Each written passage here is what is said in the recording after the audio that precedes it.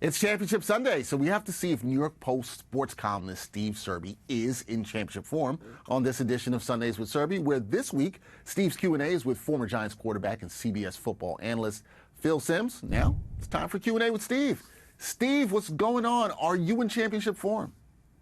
Well, I don't know if I am, but I don't know if you can hear these Ravens fans out there outside my hotel, but they're ready. Baltimore is ready for Patrick Mahomes and Taylor Swift. Oh, that's what they're ready for. I thought they were ready for a different kind of focus about getting to the Super Bowl. But Taylor Swift always seems to come up in these football conversations these days. You gotta get through Taylor Swift to get to the Super Bowl. You know what? Didn't realize that. Thought it was about Patrick Mahomes. Didn't realize that. But you know what, Steve? You've got a bigger following than Taylor Swift. So, you're the most popular person out there. I think the people are there for you. That's arguable. I like that you have it in at least a category of arguable. That's good. All right, Steve, let's talk about Phil Simms, because he's been in the position that four quarterbacks playing in today's championship games are in, 60 minutes away from a Super Bowl. So what does Simms remember about being so close to playing for the Lombardi Trophy, and what advice does he have for those competing on Championship Sunday? Well, you remember that 1986 NFC Championship game at Giants Stadium. Giants prevailed 17-0 over the then Redskins. It was the third time that season they had to beat the then Redskins. And when Simms woke up, he woke up to 40-mile-per-hour winds. And when he took the field, he just had a laugh to himself in disbelief. He's waited his whole life for an NFC Championship game, and he has to combat 40-mile-per-hour winds. Fortunately for him and the Giants, Sean Landeta, the punter, was the hero that day, booming punts through the wind, and the Giants prevailed. And Simms was in disbelief. It was surreal for him after the game. He said to himself, "Man, I thought the Super Bowl was only for Dan Marino and Joe Montana." But there he was, getting ready to head to Pasadena, where, of course, he had the game of his life, 22 of 25, Giants beating John Elway, Super Bowl 21. And but he remembers that week, everyone in the meetings, everyone on the practice field being on high alert, paying attention like they'd never paid attention before to Bill Parcells and Bill Belichick and their meetings. And once the game began, Simms says that these players will treat it as if it's just another game. Once the hitting begins, it's just another game. They're playing for the Super Bowl, yes, but this is no time to feel the pressure. This is time to do what you've done since you were a little boy and just play football. And that's what these guys are going to try out and go to do on Championship Sunday. And two intriguing matchups, Steve, on Championship Sunday is the Lions. They visit the Niners. You in Baltimore as the Ravens host the Chiefs. What is Simms?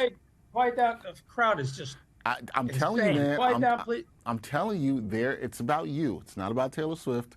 It's about you. They're there for you. What is Simms expecting from each of these matchups that we will have on Championship Sunday? Well, the marquee matchup is Chiefs versus Ravens.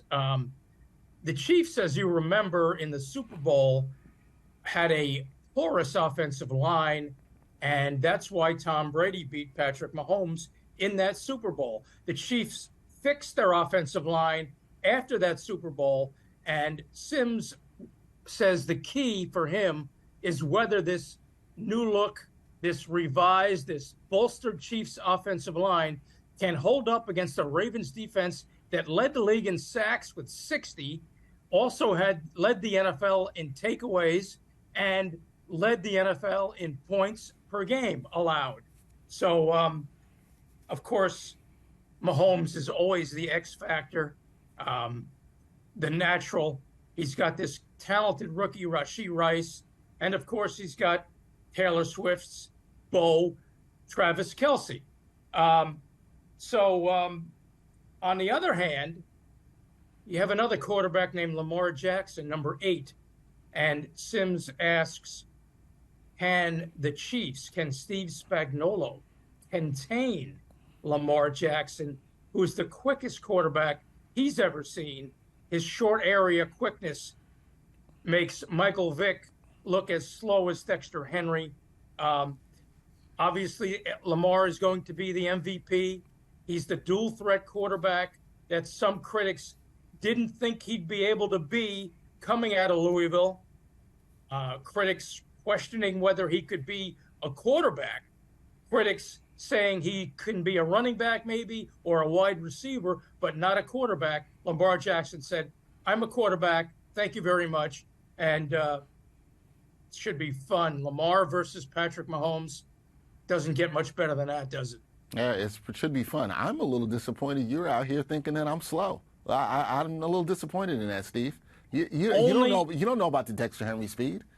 No, I don't, but only in comparison to Lamar Jackson. Okay. Short area quickness. Just want to be clear. I'm not saying that I'm as fast as Lamar Jackson, just to be clear. What were you timed at the Combine? I did not run at the Combine at all whatsoever, and I'm not doing that now. Let's just put it like that. I'll do it when you run at the Combine. We'll do that. We'll go out to Indianapolis, see us both run at the Combine, and then we'll go to St. Elmo's. We'll do that. How about that? Well, one more.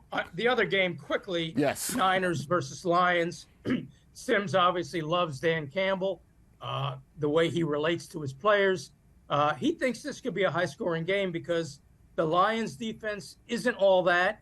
The 49ers' defense is not what it was a year ago. And he just thinks that Jahmyr Gibbs and Jared Goff can have some success in this game.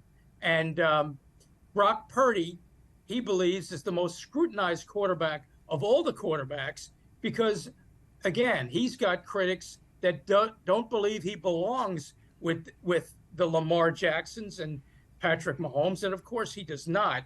Mr. Irrelevant, trying very hard to be Mr. Relevant by the end of this football season. But the 49ers believe he's Mr. Relevant.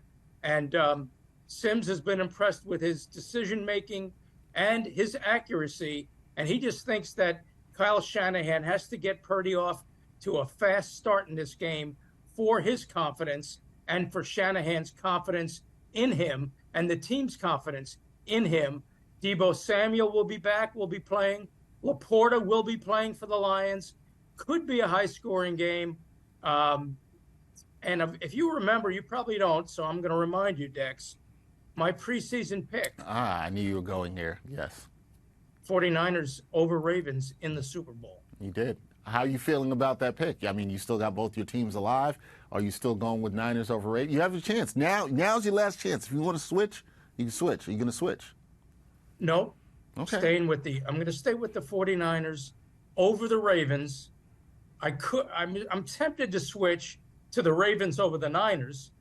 But of course, after today, it's probably going to be the Lions and Chiefs anyway.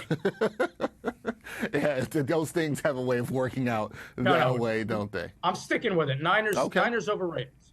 Niners over Ravens, sticking with it. And Lamar Jackson over Dexter Henry in any kind of race you want. Yeah, I think that's a good bet. I think that's a good bet. I just don't call me slow. I would never say I'm slow. That's all. I think it's a good bet. And me over you in any race, for sure, there as well. That is the great Steve Serby, New York Post sports columnist. Check out his Q&A this week with Phil Simms, former Giants great quarterback, as Steve tries to keep the crowd down out there in Baltimore because they all want his autograph. Steve, thank you. I'll see you next week on Sundays with Serby.